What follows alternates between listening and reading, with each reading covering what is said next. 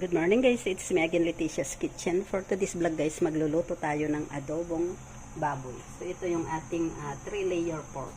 And then yung ating ingredients, mayroon tayong luya, escallion at saka onions. So ngayon mainit na yung ating kawali. So ilagay na natin ang ating ingredients.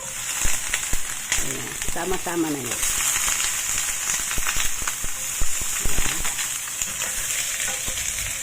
So, i-fry lang natin yan hanggang sa lumabas yung aroma ng ating ingredients. Maglalagay din ako ng garlic. Itong garlic na ilalagay ko ay yung na-chop na siya. Ayan.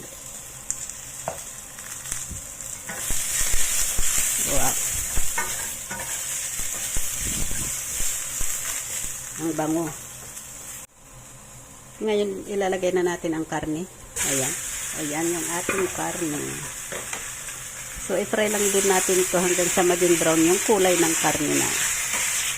Para maalis yung lansa. Ayan. Kasi pag hindi diniretso natin yan nalagyan ng tubig ay medyo hindi maganda yung lasa ng karne. Kaya mas maganda yung maging brown ng kaunti para mabango siya at saka masarap yung lasa. Ngayon, balik na rin natin. Ayan, medyo nag-brown na siya. Ayan, maaalis na yung kulay ng fresh na karne. So, ayan. Wow, ang bango guys. Mabango siya. Gawa ng ating ingredients.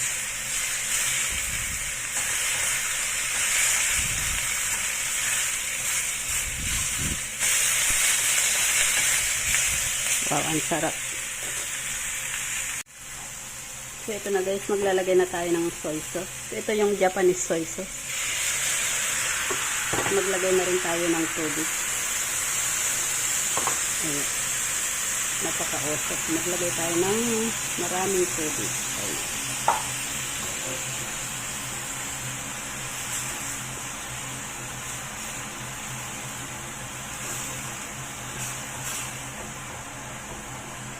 And then maglalagay ako ng 5 spice, black pepper, rice wine, and then yung ating mountain pepper.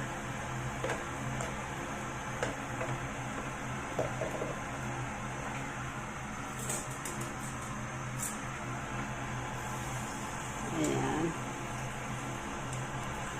Mabango siya.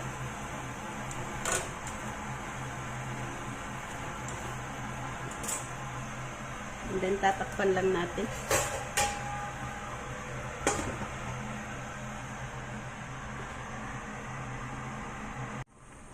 Ngayon guys, maglalagay ako ng ating oyster sauce. Ayan, maglagay tayo ng kaunting oyster sauce.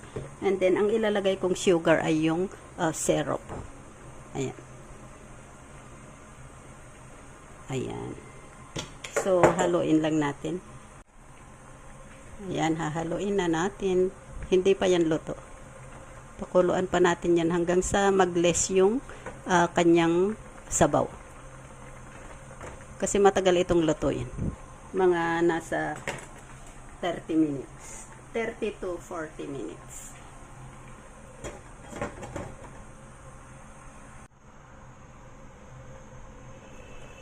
Ito na guys yung ating adobo. Ayan, luto na siya. Ang ganda ng kulay guys. Ayan.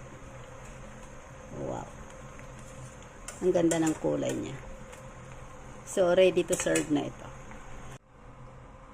So, ito na guys yung ating adobo. Ready to serve na siya. So, ngayon ilalagay na natin sa isang lagayan. Ayan.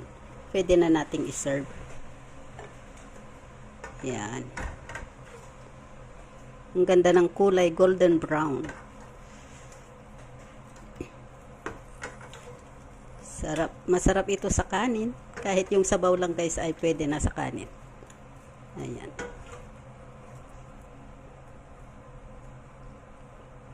So, yan na guys yung ating pork adobo. Ayan. Napakasarap yan guys. So, ayan lang guys. Thank you for watching. Please don't forget to click like and share. Thank you. Bye-bye. God bless.